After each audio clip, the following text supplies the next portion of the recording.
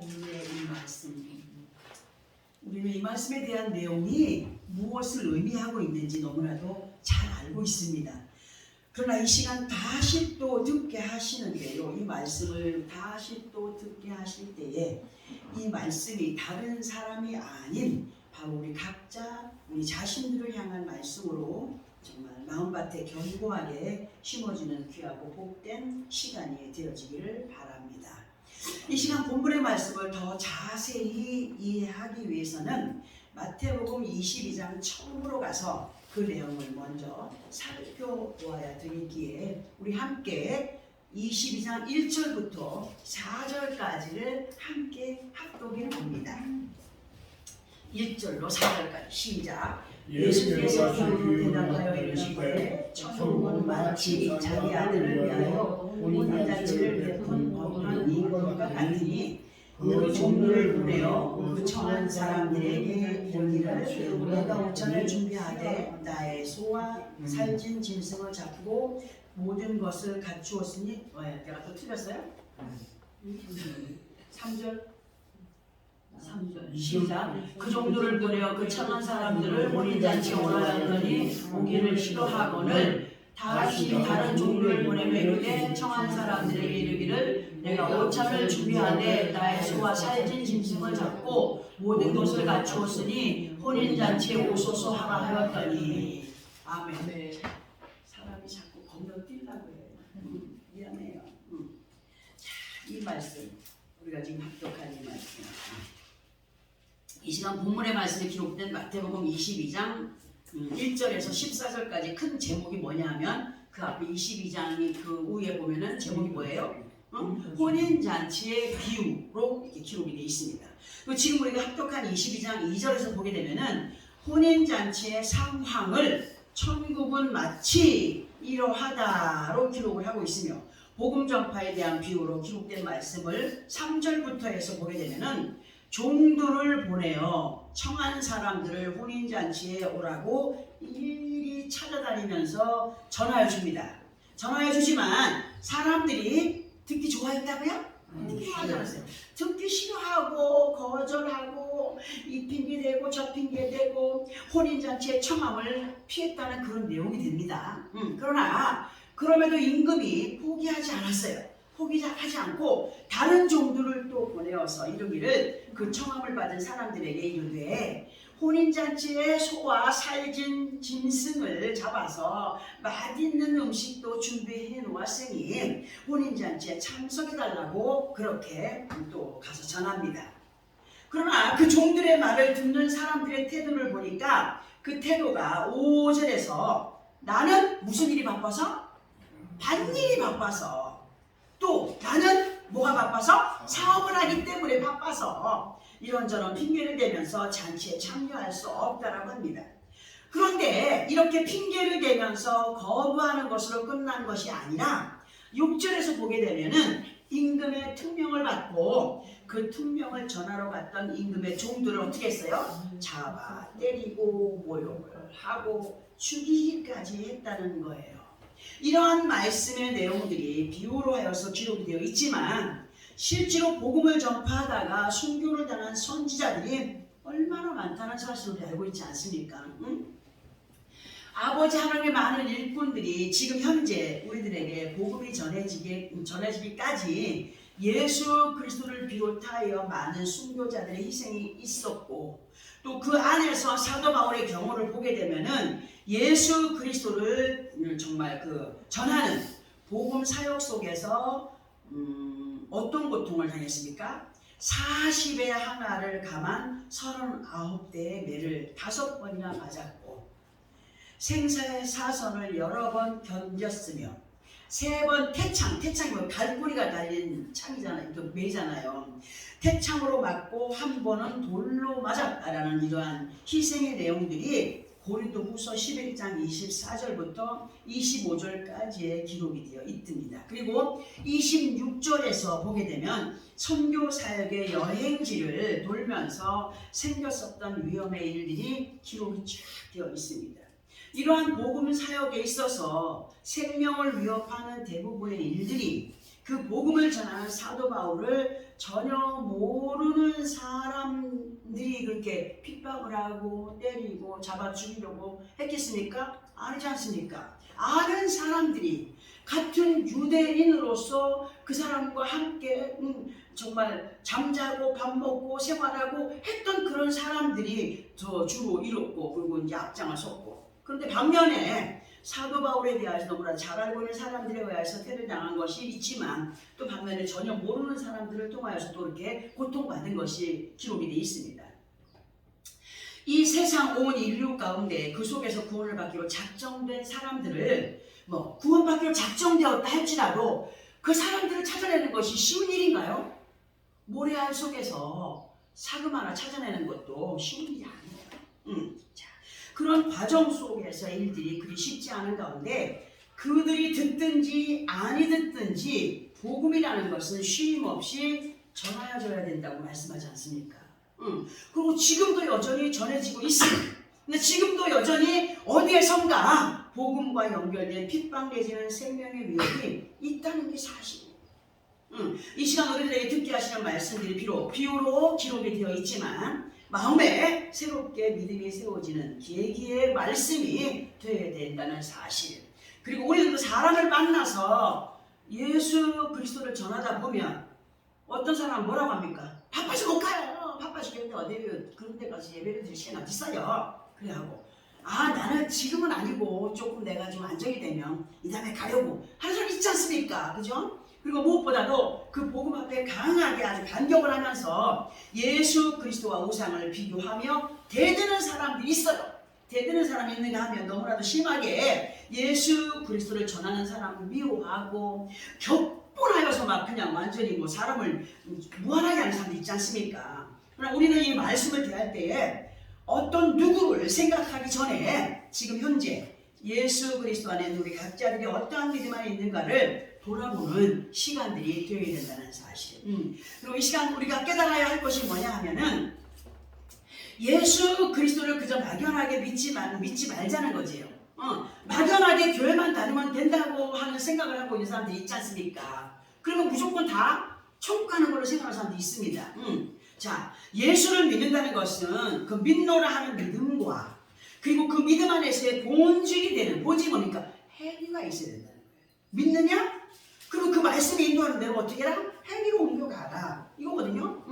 그러니까 그 모든 것들을 내 자신에게서 살펴보는, 내가 정말 그러한 삶을 살고 있는가, 그러한 믿음 생활을 하고 있는가, 하나님이 인정하시는 그러한 은혜 가운데 있는가를 점검하는 그런 점검의 시간이 되어야 됩니다. 우리가 살아가는 주의를 한번 살펴보세요. 예수 그리스도 안에 있어도 믿음의 행위가 없는 죽은 믿음 안에 거한 사람들이 얼마나 많은지 우리는 그런 모습들을 보고 있고 또 많이 들어오고 있기 때문에 알고 있습니다. 진실로 믿음과 믿음에 대한 행위는 뗄래야 뗄 수 없는 관계 가운데 있지만, 그럼에도 믿노라는 대부분의 사람들 그 믿음의 모습을 보면은 여전히 그 나름대로의 핑계거리들로 믿음은 있다고 하나 그 믿음에 대한 행위를 보여가지 못하고 오히려 복음을 부끄러워하는 자리에 있는 사람이 있습니다. 자기 자신이 아버지 앞에 부끄러운 모습의 믿음의 삶을 살아가면서 다른 사람들 앞에 가서 당당하게 예수를 전하지 못하고 그 예수를 믿는 것에 대한 부끄러움을 갖고 있는 사람들이 있다는 거예요. 자, 반면에 예수 그리스도 안에 믿음의 행위를 보여가며 하나님의 영광이 일어나가는 사람들도 있습니다. 이런 사람, 저런 사람 다 있습니다. 그럼에도 말씀을 계속 들어서 깨닫게 하시는 이유는 뭐냐? 마지막 날에 우리들의 그 믿음의 모습이 예수 그리스도의 신부로 온전하게 단장이 되고 그 모습을 유지해 감으로 아버지 하나님 앞에 세워지게 하기 위한 것이기 때문에 듣게 하시고 이해를 시켜가는 시간이 예배의 시간이며, 이 시간이 얼마나 오늘 대표기도 한 것처럼 이 시간이 얼마나 중요한 시간인지 우리가 알아야 되죠. 우리 본문을 다시 한 번 더 합독을 하고 그 말씀에 대한 내용을 들어보겠습니다. 본문입니다. 시작. 임금이 손님을 보러 들어올세 거기서 예복을 입지 않은 한 사람을 보고 이르되 친구여 어찌하여 예복을 입지 않고 여기 들어왔느냐 하니 그가 아무 말도 못하거늘 임금이 사관들에게 말하되 그 손과 발을 묶고 바깥으로 놓은 데 내던지라 거기서 슬피 울며 이를 가게 되리라 하니라. 청함을 받은 자는 많되 택함을 입은 자는 적으니라. 아멘. 우리는 먼저 본문 11절에서 13절까지의 말씀을 듣기 전에 14절에서의 그 말씀, 청함과 택함에 대해서 먼저 들어보겠습니다. 그리고 본문에서의 전체적인 내용의 말씀을 들어보도록 하겠는데요. 14절에서의 말씀이 청함을 받은 자는 많다고 했습니다. 근데 택함을 입은 자는 적다고 했습니다. 자, 청함이라는 단어의 의미를 보면 어떤 자리나 어떤 모임의 장소에 와주십시오 하고 부탁을 받거나 하는 그런 것을 청하다, 청함이라고 말할 수 있습니다. 여기에 대한 예를 하나 들어본다면 어느 가정에 결혼식을 앞둔 자녀들이 있어요. 자녀가 있어요. 그러면 일가 친척들, 지인들에게 뭘 돌립니까? 청첩장을 돌립니다. 청첩장을. 그리고 그 청첩장의 내용 안에는 몇 년, 몇 월, 며칠, 몇 시에 어느 예식장에서 김아무개와 박아무개의 자제가 화촉을 밝히오니 오셔서 축하해 주시기 바랍니다 라는 내용이 적혀 있습니다. 상세하게. 근데 이러한 청첩장을 전하는 사람의 모습이 너 안 오면 죽여? 합니까? 아니잖아요. 와주세요. 오셔서 축하해 주세요 하지 않습니까? 몰라 또 반면에 또 다른 어떤 뭐 예를 들어서 뭐 건달 같은 사람들은 안 오면 너 알지? 뭐 이런 사람도 있겠지만 그죠? 그 자리에 와주기를 바라는 사람의 모습은 대부분 겸허하고 진솔하죠. 근데 청첩장을 받았다고 해서 그 자리에 다 참석을 하든가요? 아니에요. 나름대로의 일들로 인하여서 뭐 그날 그 시간을 깜빡 잊어서 참석하지 못하는 사람들도 있어요. 그러니까 청함의 의미는 이렇게 어떤 자리에 함께하여 줄 것을 요청받는 것이다 라는 것을 말씀드렸고요. 그리고 택함이라고 하는 단어에 대하여서 보면은 그 의미를 간단하게 보게 되면은 우리가 어딜 지나가요. 우리 박권사님 같은 모자를 좋아하니까 반짝 가방을 좋아하니까 그냥 지나가다가 아주 이쁜 모자가 있든지 가방이 있든지 하면 서요. 서서 거기서 둘러봐요. 그죠? 다 가질 수가 없잖아요. 싹 들어보다가 마음에 제일 드는 것을 골라요. 이게 택하는 거예요. 어떤 상점에 여러 가지 많은 물건이 있는데 그 중에서 마음에 드는 것을 내 것으로 골랐을 때 그 의미를 택하다. 또 많은 사람이 있지만 예전에 왕궁에 왕자가 결혼식을 해요. 그러면 세상에 금원용을 내리죠. 그죠? 그 밖에 금원용을 내려가지고 결혼 못하게 하고 그 처자들을 다 불러들여가지고 다 마누라로 골라요? 아니에요. 그래서 하나를 택하는 거예요. 이렇게 청함과 택함의 단어를 두고 예수 그리스도 안에는 우리가 알아야 될 것이 뭐냐 하면 물론 이미 이러한 말씀에 대해서 많이 들어왔고 많이 알고 있지만 그러나 다시 또 듣게 하실 때 더 깊이 깨닫는 시간이 되기를 바랍니다. 우리가 지금 현재 예수 그리스도 안에 있고 교회에 나와서 아버지 하나님 앞에 예배를 드리는 가운데 있습니다. 그러나 지금 현재 있어서 이 시간들은 완성의 시간이라고요? 아니죠. 미완성의 시간. 미완성의 시간들로 완성을 향하여서 가고 있는 길목 가운데 있다는 거예요. 우리의 현 시간은 지금 자라가고 있는 과정이라는 거예요. 그리고 정말 천국잔치에 임한 그 청함을 받은 그 초청장을 받은 사람들이라 할 수가 있다. 초청장을 받고 그날을 기다리는 사람이라 할 수가 있는 거예요. 자, 그러면 그날을 기다리면 되는데 왜 끊임없이 예배를 이어가야 하느냐 할 때에 그 이유는 앞에서도 언급을 해드린 것처럼 결혼식 청첩장을 받은 사람들 중에서도 그 날짜, 그 시간, 그 장소를 확실하게 기억하지 못하는 사람들이 있고 또 나름대로 바쁜 일이 생겨서 참석하지 못하는 사람들이 있다고 했습니다. 마찬가지로 예수 그리스도를 믿어도 성경에서는 뭐 몇 년, 몇 월, 며칠, 몇 시 이러면 이단이 되죠. 그죠? 성경에 그런 게 없어요. 성경에 그런 게 없어요. 천국 잔치가 열릴 예정입니다 라는 그런 기록은 없지만 뭐 몇 날 며칠 시간까지 해가지고 없지만 순간 우리 주님은 뭐같이 임하신다고? 도적같이 순간 도적같이 임할 그 시간을 대비하는 사람들이 대비하는 것으로 세상의 어떤 종말보다도 예수 그리스도 안에 있는 우리 개인 한 사람 한 사람에게 임할 그 개인의 마지막 종말을 위하여서 우리는 예배라는 시간을 통하여서 아버지 하나님의 뜻을 듣게 하시고 깨닫게 하시는 가운데 예수 그리스도의 신부들로 그 혼인식에 참석할 사람들이 되어가는 것, 단장되어가는 시간이 예배 속에서의 말씀의 시간임을 알아야 되고, 그리고 그 시간을 통해서 듣기만 하고 돌아서서 잊어버리는 것이 아니라, 듣기만 하는 자가 아니라 듣고 깨닫고 그렇게 그 결말의 모든 것들을 대비해서 힘쓰고 애쓰는 믿음의 삶을 살아가라고 우리에게 말씀을 듣게 하십니다. 자, 예수 그리스도 안에 우리들에게 있어서 청함의 의미는 남의 결혼식에 초대가 되는 청첩장을 받은 사람들이 아니라는 거예요. 아니기 때문에 어떤 누구보다도 우리 자신 각자들이 그 혼인식에 참여할 신부들이라는 거죠. 신부들로 지금 이제 이렇게 우리 예수 그리스도의 신부가 될 사람들을 세상 가운데서 지금 모으고 있는 거야. 그러면 4대부 집안에서 그 송환으로 시집 보내는 그 4대부 집안의 자제들 어떻게 해요? 교육을 가르쳐요. 예절을 가르치고 뭐 음식을 가르치고 뭐 자세를 가르치고 뭐 하지 않습니까? 응? 지금 우리가 그런 시간을 겪고 있는 거예요. 이 말씀을 통해서 단장되어 가도록 그렇게 훈련을 받고 있는 시간이에요. 육신에 있어서도 결혼을 앞둔 신부가 만약에 몸가짐을 함부로 한다면 어떻게 되겠습니까? 시집가는데 지장이 있겠어요? 없겠어요? 지장이 있겠죠. 그렇게 그 혼인을 앞둔 신부가 몸가짐을 함부로 하지 않고 혼인을 대비해서 많은 준비를 합니다. 피부도 관리하고 몸매도 관리하고, 드레스 입으려고 몸매 관리하지 않습니까? 막 다이어트도 하고 막 살도 이쁘게 보이려고. 하물며 예수 그리스도 안에 있는 예수 그리스도의 신부들, 그 몸과 마음가짐을 말씀으로 반듯하게 세워가시는 예배의 시간이 우리들에게 얼마나 중요한 시간인가를 더 감사함으로 받아들이며 이 말씀을 정말 가르치신 대로 실천의 삶을 살아가는 그런 승리의 삶이 우리에게 있어야 됩니다.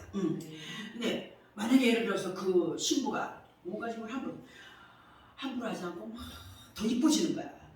결혼 날짜를 앞두고.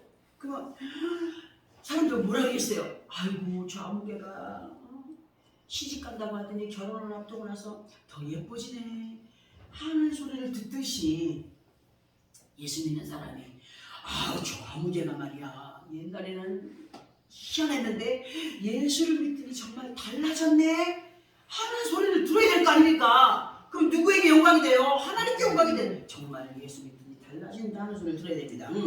그 예수 그리스도의 향기를 풍겨가는 진정한 예수 그리스도의 신부의 모습을 갖추어 보여가는 우리가 되게 하기 위해서 오늘도 여전히 말씀을 앞에 앉히시고 말씀을 듣게 하십니다. 지금 현재에서의 우리들의 시간은 강의를 들으면서 성숙한 사회인으로 만들어져가는 과정 속에 있는 대학생들과 같다. 자, 그렇게 말씀을 들어볼 수 있어요. 근데 같은 학과에서 똑같이 수업에 임하고 졸업을 했다 할지라도 졸업 후에 그들이 가는 길이 똑같을까요? 같지 않아요. 쟤는 과를 그렇게 나왔는데 다른 길로 가는 사람이 있고, 그 과를 잘 살려도 하는 사람이 있고, 그리고 대학을 나왔다 해도 정말 완전히 초등학교도 못 나온 사는 사람 있지 않습니까? 그렇게 같이 그렇게 레벨이 하나 있었다 할지라도 똑같을 수 없는 것처럼 우리가 지금 예수 그리스도 안에 있고 예배에 임한다고 해도 분명히 갈라지는 위치에 있을 것을 누가 가르쳐줘요? 성경이 우리에게 알게 하십니다. 그러므로 지금 현재 우리에게 임하여진 이 청함의 시간들을 정말 귀하게 여겨야 돼. 귀하게 여기면서 믿음을 다져가는 우리가 되어야 된다는 사실, 이러한 내용의 말씀들을 마음에 새기면서 본문 11절부터 13절까지를 보겠습니다. 다시 한 번 더 11절부터 13절까지를 합독합니다. 시작. 임금이 손님을 보러 들어올세 거기서 예복을 입지 않은 한 사람을 보고 이르되 친구여 어찌하여 예복을 입지 않고 여기 들어왔느냐 하니 그가 아무 말도 못하거늘 임금이 사관들에게 말하되 그 손과 발을 묶고 바깥 어두운 데 내던지라 거기서 슬피 울며 이를 갈게 되리라 하니라. 우리는 이 말씀 안에서 정말 많은 걸 깨달아요. 만약에 결혼식을 하는 신부가 막 머리도 헝클어지고 뭔가 이상하게 입고 오면은 사람들이 뭐라 그러지? 저거 신부 맞아? 결혼식을 할 수 있겠어요? 없는 확률이 더 많아요. 근데 이 말씀 안에는 예수 믿는 사람으로 그리스도의 신부가 되어지는 모습들이 어떠해야 되는가를 지금 설명할 텐데, 이 말씀에서 우리는 특별히 13절을 통해서 하시는 말씀, 거기서 슬피 울며 이를 가게 되리라 하신 말씀을 주목해 봐야 됩니다. 보통 사람이 일을 뿌득 간다고 할 때 어떤 때 일을 합니까?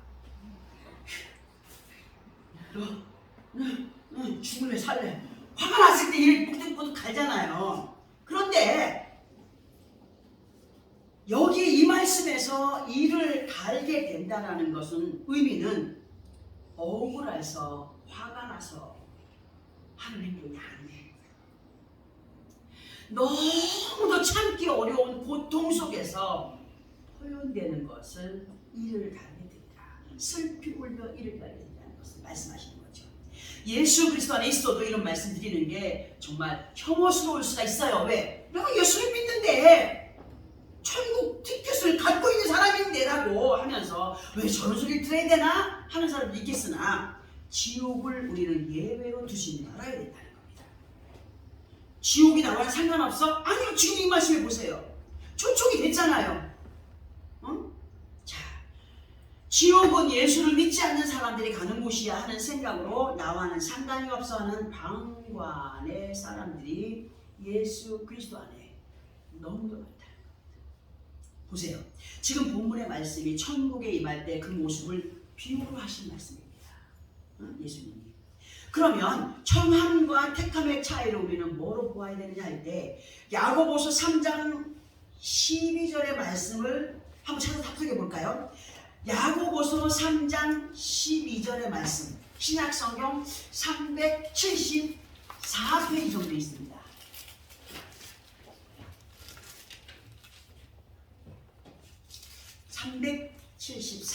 신약성경 야고보서 3장 12절 페이지가 맞나요? 네. 자, 그러면 함께 합독을 해봅니다. 시작. 내 형제들아, 어찌 무화과 나무가 감람 열매를, 포도나무가 무화과를 맺겠느냐? 이와 같이 짠물이 단물을 내지 못하느니라. 아멘. 자, 이 말씀을 청함과 택함, 그리고 버려질 자와 간직될 자에 대하여서 연결을 한번 해보겠습니다. 우리는 늘 예수 그리스도 안에서의 변화를 외쳤습니다. 설교를 통해 들었습니다. 변화를 입어야 된다. 들어왔기 때문에 이 말씀이 어떤 의미를 주는지 잘 아실 겁니다. 예수 그리스도 안에 우리는 감람나무와 돌감람나무 또는 참포도와 들포도로 연결이 되어 있습니다. 성경을 통해서.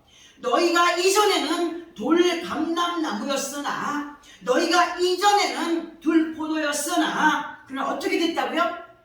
참감람나무에 접붙임이 되었고 참포도나무에 접붙임이 된 것을 성경을 통하여서 알게 하시죠. 뭘 요구하시는 겁니까? 돌감에서 참감람나무가 됐다. 돌포도에서 참포도나무가 됐다. 그러면 뭐를 원하시는 거예요?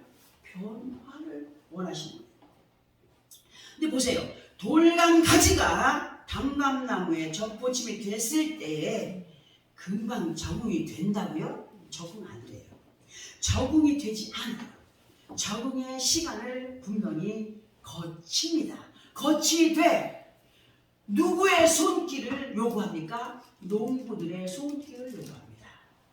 자, 그리고 많은 시간을 기다려서 진정한 단감을 거두게 되는데, 곧 청함에서 택함으로의 결과를 보게 되는 것이다. 그런데 앞에서 합독한 말씀의 내용이 뭘 말해주느냐? 변화가 없다는 거예요. 누가? 예수 그리스도 안에 있는 사람들이 변화를 이뤄가지 못하고 있다는 거예요. 어떻게 해서 짠물이 단물을 낼 수 있느냐? 아직까지 마음 안에 짠물을 가득히 담고 있으면서 그 말하는 게 옳겠습니까? 옳지 않다는 거예요. 아직까지 변화를 입지 못한 가운데 있는 사람 많다는 거예요. 예수 그리스도 안에서도 그리스도인이 되어가지 않는다면, 예수 그리스도 안에서 그리스도인이 되어가지 않는다면 청함은 입었으나 택함으로의 자리에 임할 수 없다는 결론을 주시는 본문의 말씀이심을 알게 하십니다. 자, 진실 우리는 이 왕의 누구를 믿게 됐고 예수를 믿게 됐고 지금은 비록 청함의 자리에 머물러 있다고는 하나 교회에 다니는 것으로 만족하지 말아야 된다는 거죠. 한 시간 설교를 듣고 돌아가서 그것으로 잊어버리고 자기 삶을 살아가는 것 아니라는 겁니다. 반드시 우리는 택함의 자리에 섰을 때에 하나님께서 원하시는 의의 예복을 입지 않은 자로 곧 믿음의 행실을 보여가지 못한 자로 바깥 어두운 데 쫓겨나 슬피 울며 이를 가는 후회의 자리에 거하지 않는 우리가 되기를 바라셔서 오늘도 이 말씀 듣게 하시고 깨닫게 하실 때 말씀들이 확실하게 우리 각자들의 마음 안에 새겨져야 됩니다. 아멘. 청함을 받은 사람은 많으나 택함을 입은 자는 적다고 하신 그 택함의 수에 그 자리에 우리는 확실하게 거해야 됩니다. 확실하게 거해야 돼요.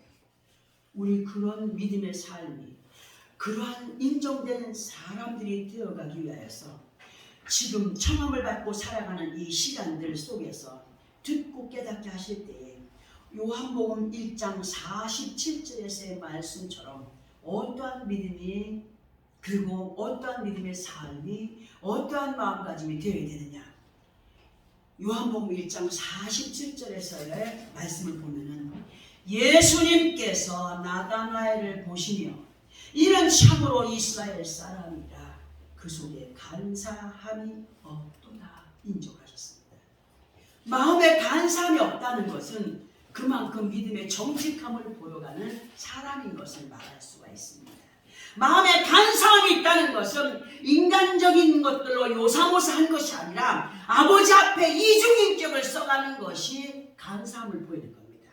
여기에선 이렇게 또 저기에서는 주님을 살 때는 아멘 하지만 또 돌아서서는 노멘하면서 그렇게 살아가는 사람들이 있어요. 말씀 앞에서는 믿노라 하는 사람들이 많지만 돌아서서 믿음의 행위를 보여가지 못하는 사람들이 곧 간사한 마음을 가진 사람입니다.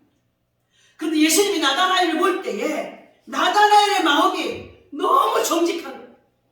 그 마음에 간사함이 없도다. 참으로 너는 이스라엘이로다. 뭘 인정하는 거예요? 믿음을 인정하는 거예요.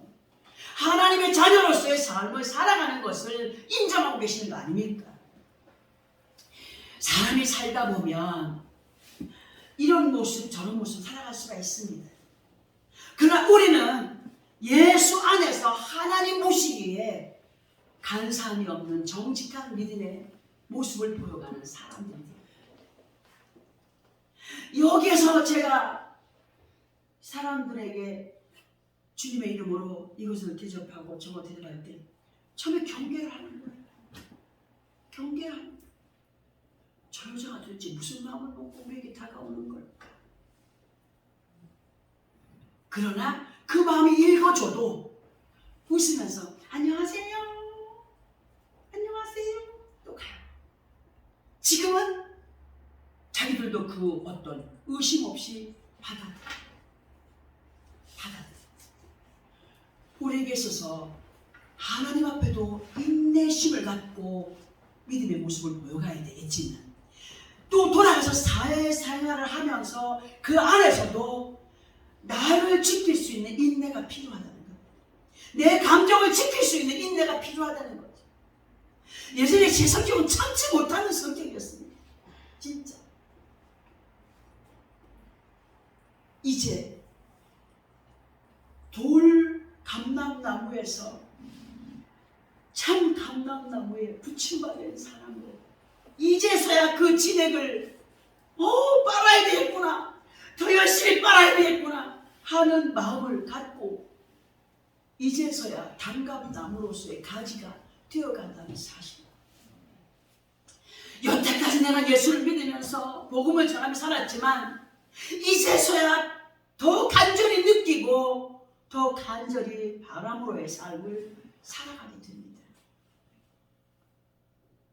우리 후회 없는 삶을 살아가기 위해서 이 청함의 자리에서 아버지 앞에 섰을 때에 그 왕 앞에 쫓겨남을 받는 것처럼 나는 너를 모른다 소리 듣지 않는 정말 마음에 간사함이 없는 믿음의 사람들로 서기 위하여서 오늘도 듣게 하신 이 말씀,